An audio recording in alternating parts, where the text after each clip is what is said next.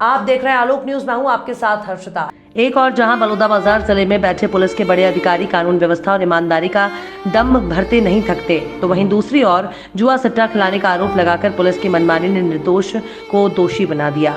सम्मानित व्यक्ति की छवि खराब होने से पहले तो हार मान खुदकुशी करने की सोची, लेकिन फिर हिम्मत जुटाकर न्याय की लड़ाई शुरू की।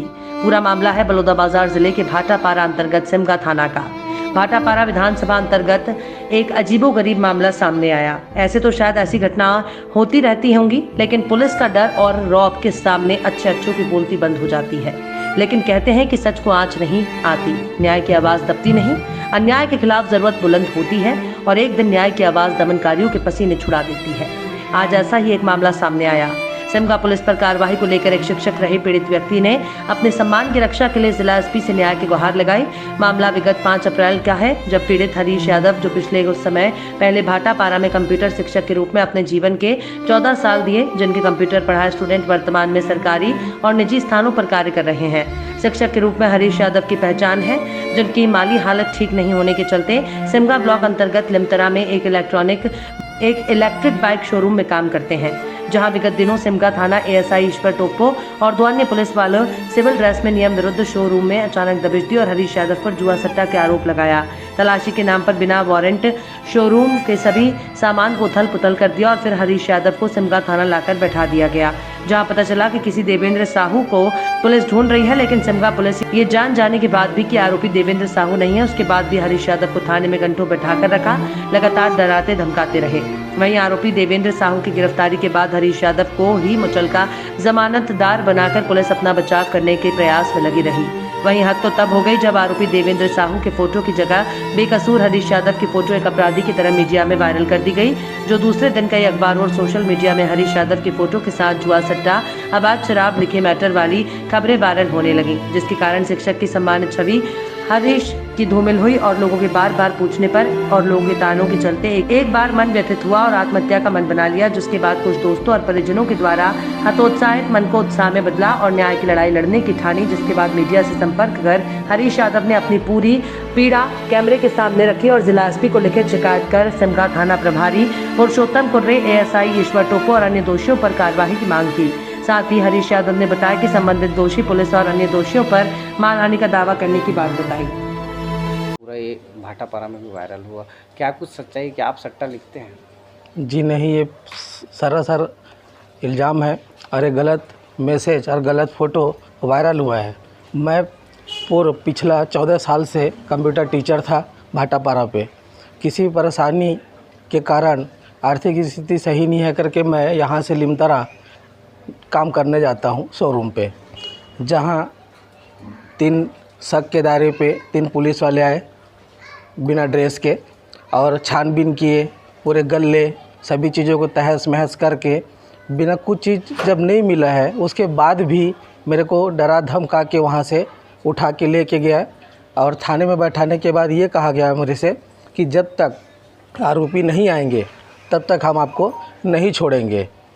ये सब उन्होंने कहा और बिना आरोपी के फ़ोटो उन्होंने वायरल कर दिया, जो ये गलत है। कौन से थाने का पूरा मामला? ये थाना जो है वो सिमगा थाना लेके गए थे मेरे को, सिमगा से लिमतरा से।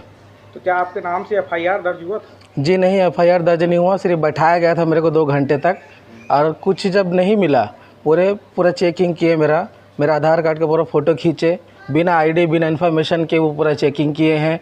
और जबकि मेरे द्वारा कुछ मिला नहीं गया, मेरा पर्स चेक किए, पूरी बॉडी चेकअप हुआ है, उसके बाद भी वो मेरे को उठा के लेके गए हैं।